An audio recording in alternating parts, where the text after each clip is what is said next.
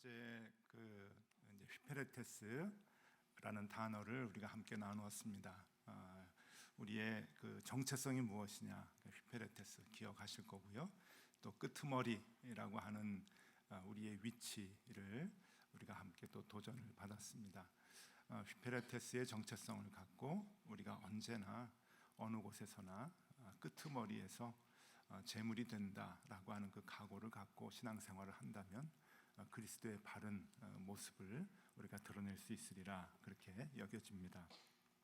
자, 오늘은 무기에 대한 얘기를 하겠습니다. 우리가 살아가는 데 있어서 어떠한 무기를 가지고 살아야 세상과 싸워 이기고 승리할 수 있을까 하는 것입니다.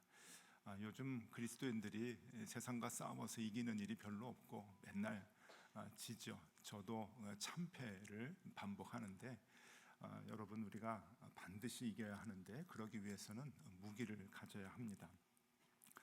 보험회사를 다니던 어떤 청년이 보험회사를 잠깐 다니다가 군에 입대했습니다. 군대에서 이제 훈련을 받는데 훈련을 이제 다 끝나고 나서 그 훈련소 소장이 이 친구를 부릅니다. 특별히. 그래서 부르더니 다른 친구들은 이제 훈련소가 끝나면 다 자대 배치라 그래가지고 자기가 군대 생활 근무할 수 있는 부대로 이제 가는데, 훈련소장이 이 친구를 불러다 놓고는 너는 여기에 있어라. 여기가 이 훈련소가 네 자대다. 이제 그렇게 얘기를 합니다. 영문이 뭔지 이제 잘 몰라서 어리둥절했는데 훈련소장이 이렇게 얘기합니다.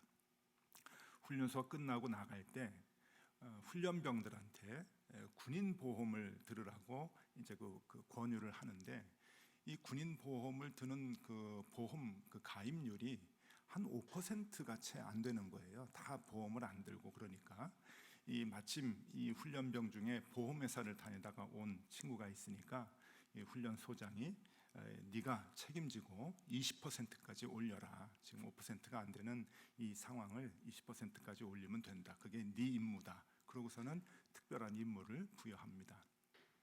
이 친구가 자기 다음 기수 후배들이 이제 그 훈련소에 와가지고 이제 훈련을 받고 맨 마지막에 나갈 때 이제 보험을 소개합니다. 보험을 소개했는데 20%가 아니라 100% 가입을 합니다.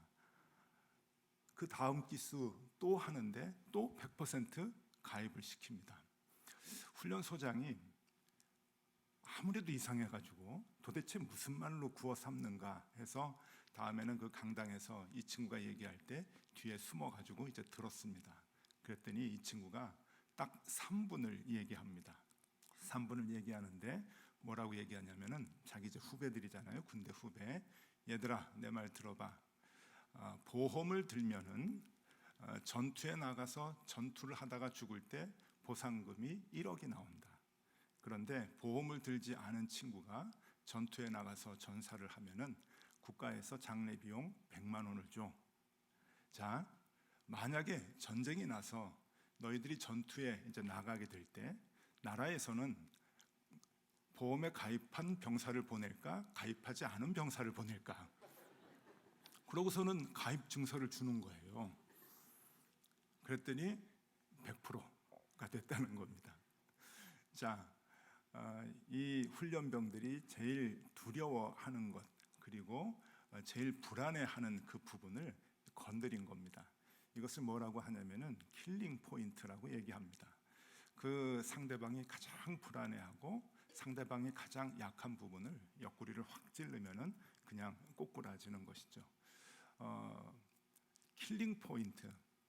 여러분, 그리스도인들에게도 킬링 포인트가 있어야 합니다.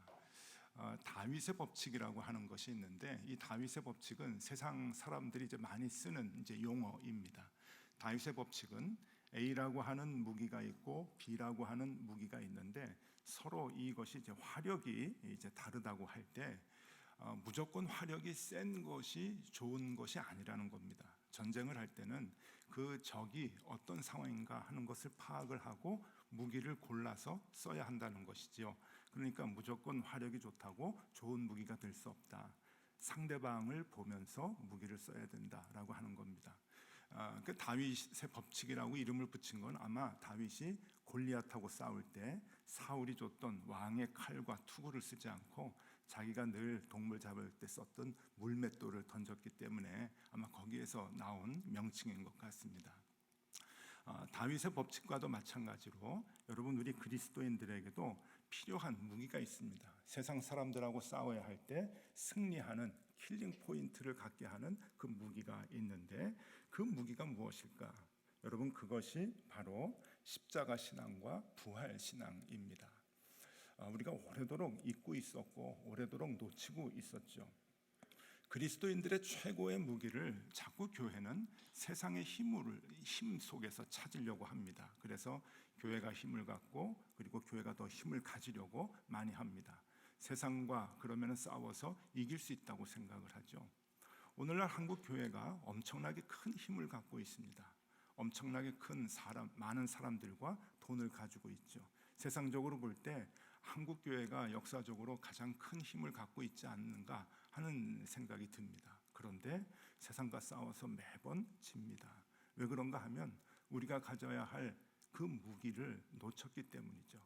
우리가 가져야 할 무기는 세상에서 찾아야 할 것이 아니라 세상의 힘으로 싸워야 하는 것이 아니라 바로 십자가 신앙과 부활 신앙을 가질 때 세상과 싸워 이길 수 있기 때문에 그렇습니다.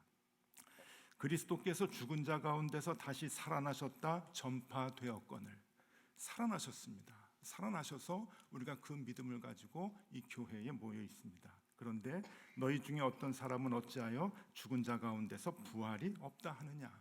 자꾸 부활을 부정합니다. 그러니까 우리에게 있어야 할 그 큰 힘을 우리는 자꾸 놓치고 생활을 합니다. 그리스도인들에게 가장 중요한 그 신앙, 부활 신앙과 그 십자가 신앙이 우리의 정체성일진데 우리가 그것을 놓칠 때는 그 그리스도인의 역할을 감당하지 못합니다. 그래서 세상을 뒤집어 놓았던 예수님의 제자들을 보면은 그들이 가졌던 무기가 무엇인가 하면은 세상의 지식이 아니었습니다. 돈이 아니었습니다. 능력이 아니었습니다. 그들은 예수 그리스도를 믿는 믿음, 십자가 신앙, 부활 신앙을 가지고 무장을 했었습니다. 교회를 바꿔놓았던 종교 개혁자들 역시 그들은 어떤 힘을 가지고 있었는가? 세상을 바꿔놓는 모든 그 힘들이 그들에게는 부활 신앙과 십자가 신앙이었습니다. 여러분 역사를 바꿔놓은 사람들, 믿음의 사람들의 모습을 볼 때 그 사람들은 세상의 힘을 가지고 역사를 바꿔놓지 않았습니다. 바로 십자가 신앙과 부활 신앙을 가지고 그들은 주님을 쫓아갔을 때 그리고 물불을 가리지 않고 하늘의 소망을 갖고 살아갔을 때 세상과 싸워 이겼던 것을 우리는 알 수 있습니다. 이 무기를 쓰게 되면은 많은 사람들을 이길 수 있죠. 그리고 이 무기를 쓸 때만이 많은 사람들을 쓰러뜨릴 수가 있습니다. 박영근 교수님이라는 분이 계시는데 한세대 교수님입니다. 이분이 오래전에 오늘 대한민국을 설교하라라고 하는 책을 쓰셨습니다. 그 책을 읽는데 재미있는 부분이 나와요. 박영근 교수님의 아버님이 뒤늦게 예수 믿고 교회를 나오시게 됐는데 그 예수를 영접하게 된 동기를 그 책에 써주고 있습니다. 그 교수님이 이제 어렸을 때 얘기인데 어머니를 따라서 이제 이 교수님이 교회를 다니면서 어머니하고 아들만 이제 신앙생활을 하고 있었는데 어머니의 늘 기도 제목은 자기 남편이 교회에 오는 것. 그러니까 이 교수님의 아버님이 예수 믿는 것을 이제 늘 이제 기도 제목으로 삼았다고 합니다. 그런데 남편은 아주 꼿꼿한 분이어가지고 아주 요지부동 교회를 안 나가셨대요. 토요일 오후부터 주일까지 바둑을 너무 좋아하셔가지고 하루 종일 이제 바둑을 두셨답니다. 이 그 아내 되시는 어머니가 남편을 전도하기 위해서 그냥 애를 많이 쓰다가 가만히 보니까 교회 담임 목사님이 바둑을 잘 두셨더래요. 그래서 목사님에게 가가지고 특별히 이제 부탁을 했답니다. 우리 남편하고 바둑 좀 같이 좀 두세요. 우리 남편이 딴 건 다 싫어하는데 바둑 두자 그러면 그냥 물불 가리지 않고 다 제껴놓고 바둑을 두니까 전도 좀 해주세요. 그랬더니 목사님이 그렇게 하자. 그러고서는 이제 그 토요일마다 가가지고 바둑을 이제 뒀답니다. 목사님도 바둑을 워낙 좋아하니까 두 분이 이제 바둑을 두는데, 여러분 바둑 두는 분들이 얘기 안 하거든요. 바둑만 이렇게 두는데 이 어머님이 옆에서 이렇게 보니까 너무 답답한 거예요. 좀 얘기도 하고 전도도 하고 성경 말씀도 하고 교회 얘기도 하고 그래야 되는데 바둑만 두고 한두 시간 이렇게 두다가 잘 뒀습니다. 그리고 그냥 가버리니까 다음 주는 좀 괜찮겠는가. 다음 주에 또 와가지고 또 바둑을 또 열심히 두시다가 잘 뒀습니다 하고 또 가시더라는 거예요. 그렇게 아주 한 석 주를 가시니까 이 어머님이 좀 화가 나신 거죠. 목사님한테 찾아가서, 아니 목사님 전도도 좀 하시고 교회 얘기도 좀 하시고 나오라고 좀 권면도 하시고 그래야지, 그냥 목사님도 바둑 좋아하신다고 바둑만 두고 그냥 가시면 어떻게 합니까? 그렇게 이제 말씀을 드렸다 그래요. 불만을 이제 얘기를 한 거죠. 다음 주에 목사님이 이제 바둑을 이렇게 두시는데 또 아무 얘기 없이 남편하고 이제 바둑만 두시더랍니다. 아이고 이제 어머니가 이제 마음이 답답해가지고 옆에서 이렇게 보고 있는데, 바둑을 다 두고 나서 이제 그 바둑돌을 정리를 하잖아요. 바둑돌 흰 거 또 그 흰 거하고 이제 까만 거하고 이제 정리를 하면서 바둑 그 알통에다가 이제 집어넣는데, 그걸 이렇게 집어넣으면서 목사님이 한마디 이제 툭 하더랍니다. 박 선생님 오늘 바둑 잘 뒀습니다. 우리도 잠시 후에 흑백으로 나뉘어서 나무통 속에 들어가겠죠. 안녕히 계세요. 그리고 가셨대요. 딱 그 한마디. 이 박영건 교수님이 책에서 이렇게 씁니다. 그날 이후로 아버지는 3일 동안 잠을 못 주무셨다고. 깊은 고민을 하다가 그 다음 주에 교회에 나가시게 됐다. 그렇게 얘기를 합니다. 여러분, 그 한마디면 충분하죠. 부활과 십자가에 대한 그 신앙이 우리에게 가장 중요한 겁니다. 우리 교회 나오세요. 교회는 좋고요. 또 교인들 좋고요. 예, 그런 말씀도 좋겠지만은 가장 중요한 것은 십자가 신앙과 부활 신앙 아니겠습니까? 답답한 것은, 안타까운 것은 오늘날 한국 교회의 강단에서 부활 신앙과 십자가 신앙 얘기하는 것이 많이 없어졌습니다. 저도 모태 신앙으로 어려서부터 어머니 쫓아서 교회를 다녔는데 예전에는 꽤 많이 강조했습니다. 어르신 목사님들이 부활 신앙, 십자가 신앙 강조했는데 어느 순간인가 그게 없어졌고요. 저도 목회를 하면서 사실 그러한 메시지가 쉽지 않다고 하는 것을 많이 느낍니다. 그런데 저는요, 우리가 이 부활 신앙, 십자가 신앙을 얘기하면은 조금 불편해한다고 하는 것을 좀 많이 느낍니다. 목회를 하면서. 특별히 이 부활 신앙이다라고 하면은 어느 분들에게 전해야 되는가? 이제 죽음을 앞둔 노인분들에게 필요하다고 생각을 하고, 말기 이제 죽음을 앞둔 환자들에게 이 부활 신앙이 필요하다고 다들 생각을 합니다. 근데 여러분, 그렇지 않습니다. 이 부활 신앙과 십자가 신앙, 그러니까 우리의 정체성을 얘기하는 이 부활 신앙과 십자가 신앙은 노인들보다, 환자들보다 누구에게 더 필요한가 하면은 청년들에게 더 필요합니다. 그리고 더 필요하다고 하면은 유치부 아이들에게 더 필요합니다. 이제 사회생활을 시작하는 청년들에게도 필요하고, 이제 인생을 시작하는 유아 아이들에게도 여러분 이 십자가 신앙과 부활 신앙은 간절히 필요합니다. 왜냐하면 왜 청년들에게 부활 신앙이 필요하지 않다, 아이들에게 부활 신앙은 아니죠 라고 생각을 하는 것은 우리가 부활 신앙과 십자가 신앙에 대한 진정한 내용을 모르기 때문에 그런 것입니다. 우리의 정체성을 얘기할 수 있는, 정체성이라고 얘기할 수 있는 부활 신앙과 십자가 신앙은 아이들에게 필요하고 청년들에게 필요합니다. 부활 신앙과 십자가 신앙이 무엇인가 하는 것을 하나씩 오늘 한 4가지로 여러분들에게 얘기해 드리겠는데, 여러분 이것을 마음속에 좀 깊이 간직해 주시면 좋겠습니다. 부활 신앙과 십자가 신앙이 무엇인가 하면은요, 첫 번째로는 생명이 사망을 이긴다라고 하는 겁니다. 생명이 죽음을 반드시 이긴다. 이것이 부활 신앙입니다. 여러분 아시죠? 그래서 우리는 죽음을 두려워하지 않습니다. 그래서 초대교회 모든 사도들도 죽음을 두려워하지 않고 복음을 전했고 2000년 교회 역사의 모든 그리스도인들이 역사를 바꾸고 교회를 바꿨던 그리스도인들이 죽음을 두려워하지 않고 여러분 모든 일들을 감당했습니다. 왜 그런가 하면은 생명은 죽음을 이기기 때문에 그렇습니다. 반드시 생명은 사망을 이깁니다.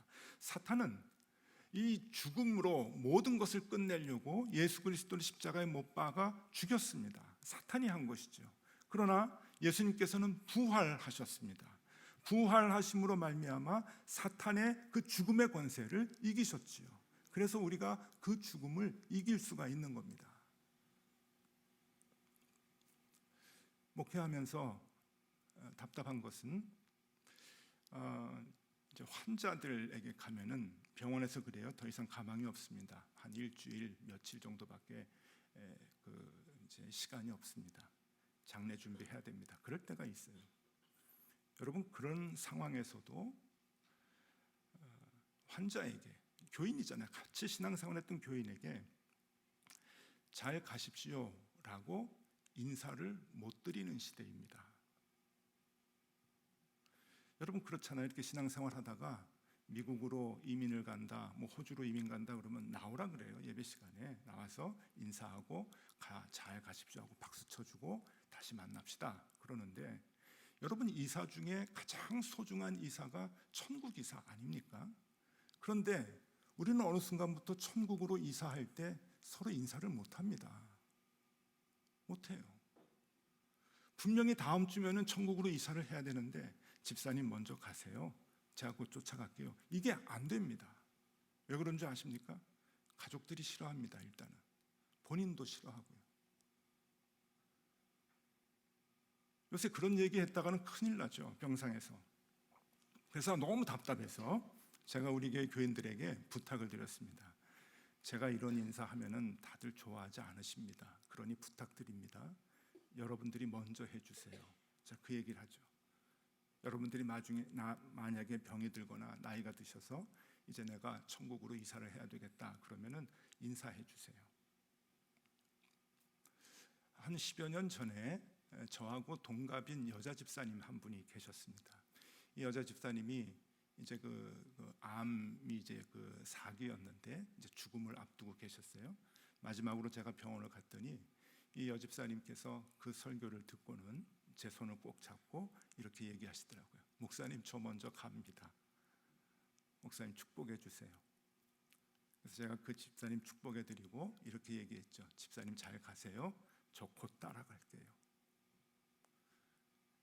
여러분 죽음은 끝이 아니잖아요. 근데 이 세상에 소망을 두니까 그리스도인들도 죽음을 너무 힘들어합니다. 너무 슬퍼합니다. 근데 아셔야 됩니다. 생명이 죽음을 반드시 이깁니다. 우리는 반드시 다시 만납니다. 여러분 이것이 부활신앙이고 이것이 십자가신앙입니다. 이것을 우리가 놓쳐서는 안 됩니다. 그런데 부활신앙과 십자가신앙은 이것만 있는 것이 아닙니다. 두 번째 무엇이 있는가 하면은 선이 반드시 악을 이긴다라고 하는 겁니다. 선이 악을 이긴다. 세상이 얼마나 악합니까? 사탄이 악하지요. 그래서 선한 예수님을 죽였습니다. 그런데 예수님은 3일 만에 부활하셨습니다. 그래서 선으로 악을 이기셨습니다. 예수님이 그것을 보여주신 거죠. 선이 반드시 악을 이긴다라고 하는 것은 수학 공식과도 같이 우리의 삶 속에 공식으로 남아 있어야 되는데 여러분 언제나 우리는 악이 선을 이긴다고 생각을 합니다. 악한 힘에 선은 힘을 못 쓴다고 생각을 합니다. 여러분은 아닙니다. 선이 반드시 악을 이긴다라고 하는 그 믿음을 갖고 살아가는 것이 부활신앙이요 십자가신앙이라고 하는 겁니다. 세 번째, 사랑이 미움을 이긴다는 것입니다.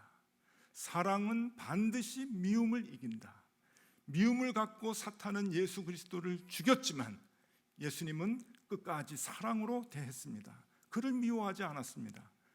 예수님은 다시 살아나셔서 사랑이신 그 예수님이 미움을 이기셨다고 하는 것을 몸소 보여주셨습니다.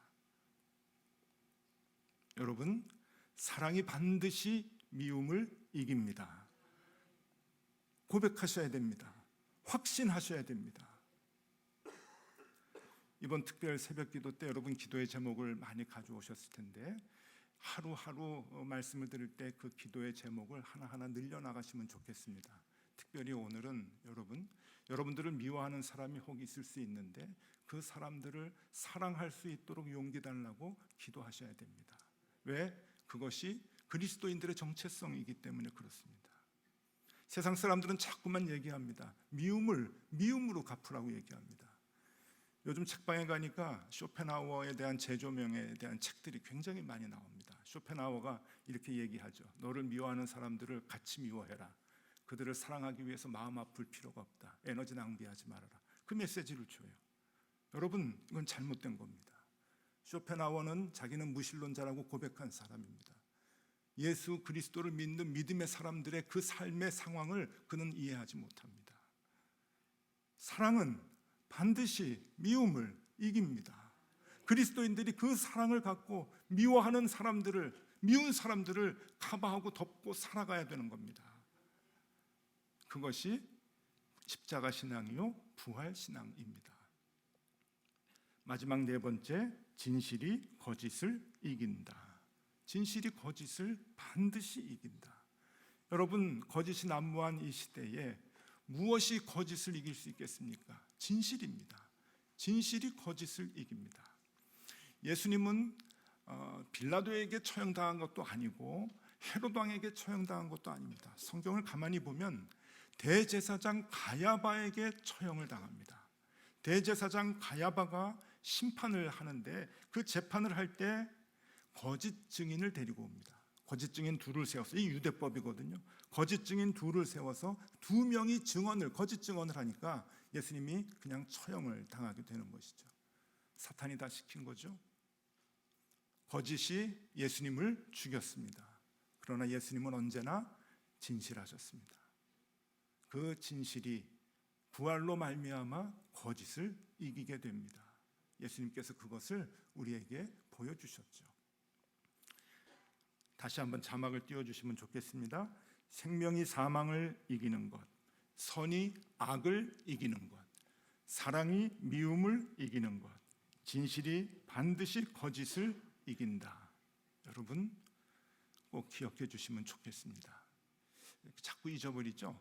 그래서 제가 기억하기 좋게 좀 알려드릴 텐데 다시 띄워주시면은요, 앞 글자만 외우시면 됩니다. 생선사진, 생선사진, 생선사진. 그 마음을 갖고 여러분 생선사진 하면은 뭐 그냥 생선사진이다 생각을 하면은 생명이 죽음을 이긴다, 선이 악을 이긴다, 사랑이 미움을 이긴다, 진실이 거짓을 이긴다. 외우기 쉽습니다. 그렇게 사셔야 됩니다. 그것이 우리의 정체성이라고 하는 겁니다. 고린도전서 15장 17절에서 19절의 말씀을 제가 다시 한번 읽어드립니다. 그리스도께서 다시 살아나신 일이 없으면 너희의 믿음도 헛되고, 부활신앙이 없으면 우리의 믿음이 헛되다는 겁니다. 너희가 여전히 죄 가운데 있을 것이요, 똑같이 미워하고 똑같이 거짓되고 그렇게 살아가면은 여러분 그것이 우리를 죄 가운데 밀어넣는 것이라고 말합니다. 18절, 또한 그리스도 안에서 잠자는 자도 망하였으리니 만일 그리스도 안에서 우리가 바라는 것이 다만 이 세상의 삶뿐이면 모든 사람 가운데 우리가 더욱 불쌍한 자이리라.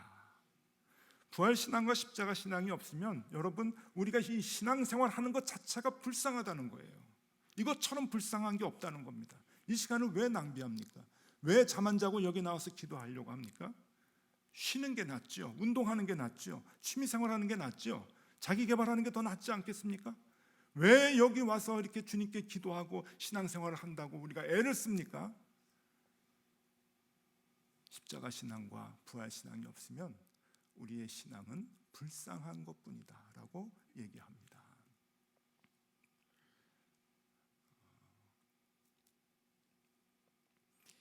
2014년에 브라질에서 월드컵을 이제 했습니다. 한국이 굉장히 기대가 컸어요. 유럽파들이 굉장히 그때 많아가지고 홍명보 감독이었을 때인데 원정 16강을 이룰 수 있겠다. 그리고 이제 게임을 했는데 웬걸요? 한 번 비기고 두 번 아주 완패를 했습니다. 그래서 조별 예선에서 보기 좋게 탈락을 했습니다. 안 좋은 성적을 갖고 탈락을 했죠. 마지막 게임이었던 그 벨기에하고 게임을 하는데 1대0으로 이제 지게 되었습니다. 이제 예선 탈락을 하고 있는 그 상황에서 이 방송국은 조금 짓궂은 것 같아요. 제가 그때 KBS를 보고 있었는데 이 방송국 이제 캐스터가 그라운드까지 내려가서 아이고 창피하게 그 이제 가고 있는 홍명보 감독에게 따라가서 이제 그 인터뷰를 하는 겁니다. 이제 뭐 1무 2패로 예선 탈락을 했는데 국민들은 다 16강 가기를 이제 기대를 했는데 보기 좋게 탈락을 했거든요. 또 거기다 대고 소감을 얘기하라 그러니까 뭐라고 얘기하겠습니까? 홍명보 감독이 이렇게 얘기합니다. 우리 선수들이 좋은 경험을 했다고 생각합니다. 저는 아직도 생생하게 기억을 해요. 우리 선수들이 좋은 경험을 했다고 생각합니다. 그런데 중계석에 있던 해설자가 누구였는가 하면 이영표 해설자였습니다. 그 이영표 해설위원이 그 얘기를 듣고는 발끈한 것 같아요. 그러고서는 뭐라고 얘기하냐면은 이렇게 얘기합니다. 월드컵은 경험하는 것이 아니라 증명하는 것입니다. 전 그 말이 굉장히 이렇게 마음에 와 닿았어요. 월드컵은 경험하는 것이 아니라 증명하는 것입니다. 여러분, 우리가 신앙생활이 그런 것 같아요. 우리 신앙생활은 우리가 그리스도인이라고 하는 이 정체성을 가진 사람이라고 한다면 여러분 우리는 신앙을 경험하는 것으로 그쳐서는 안 됩니다. 증명해야 됩니다. 증명. 세상에 나가서 여러분 죽음이 두렵지 않은 삶을 사셔야 되고 그리고 선으로 악을 이기셔야 되고 사랑으로 여러분들을 미워하는 모든 사람들을 사랑해야 되고 거짓이 많은 세상에서 여러분들은 언제나 오해를 받아도 손가락질을 당해도 늘 진실하게 사셔야 됩니다. 그것이 우리의 생명과도 같은 정체성이라고 하는 거죠. 그것을 증명해 보이셔야 됩니다. 그것이 그리스도를 보여주는 것이죠. 어느 목사님이 예배를 드리는데 이 앞에서 맨 앞에 앉아 있는 아이가 엄마를 따라서 이제 어른 예배 와가지고 예배를 드리는데 이 아이가 계속 설교 처음부터 끝까지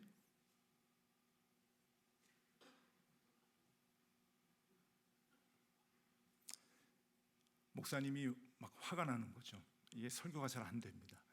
여러분 앞에서 조금 덥다고 이렇게 부채질만 해도 신경이 좀 거슬리거든요, 설교자에게는. 근데 애가 처음부터 그것도 맨 앞에서 이러니까 목사님이 어떻게 설교했는지 모른답니다. 그냥 후다닥 이제 설교를 끝내고 기분이 나빠가지고 다 끝내고 이제 내려가는데 내려가자마자 이 아이가 엄마에게 큰 소리로 얘기를 하는 거예요. 뭐라고 얘기하냐면은 엄마, 목사님이 내려가니까 십자가가 보여. 여러분 되게 강대상 뒤에 십자가 있잖아요. 아이는 그 십자가가 보고 싶었던 거예요. 목사님이 가리니까 십자가가 제대로 안 보였다는 거죠. 제가 아는 선배 목사님이 경험을 했던 이야기입니다. 목사님이 광주에서 목회하시는 목사님인데 그 상황을 듣고 크게 깨달음을 얻었다고. 내가 십자가를 가리는 목사가 되면 안 되겠구나. 어디 목사뿐일까요, 여러분? 우리가 이 부활신앙과 십자가 신앙을 갖지 못하면 십자가 가리면서 살아가는 것이죠. 말이 좋아서 십자가 가리며 살아가는 거지 성경의 표현대로 하면 예수 그리스도 다시 십자가에 못 박는 것 아닙니까? 여러분들이 이 땅에 살아가시면서 십자가를 드러내며 살아가셔야 되고 많은 사람들에게 십자가를 보여주며 살아가셔야 됩니다. 가려서는 안 됩니다. 그러기 위해서는 여러분 부활신앙과 십자가신앙을 여러분들이 간직해야 되는데 그것이 무엇입니까? 아이들에게도 가르쳐야 됩니다. 청년들에게도 가르쳐야 됩니다. 생선사진, 생명이 죽음을 이긴다. 선이 악을 반드시 이긴다. 사랑이 미움을 반드시 이긴다. 진실이 거짓을 반드시 이긴다. 여러분 그 믿음을 갖고 세상과 싸워 승리하실 수 있기를 바랍니다. 우리가 가져야 할 무기입니다. 그 무기가 없으면 세상과 싸우리는 질 수밖에 없습니다. 여러분들이 그 무기를 갖고 하루하루 승리하며 이 세상과 사회와 역사를 바꿔나가면서 사실 수 있기를 간절히 소망합니다. 기도하겠습니다. 하나님 아버지, 우리의 믿음이 헛되지 않기를 소망합니다. 우리가 여전히 죄 가운데 있지 않기를 간구합니다. 우리가 주님을 따른다고 하면서도 불쌍한 자들이 되지 않기를 기도합니다.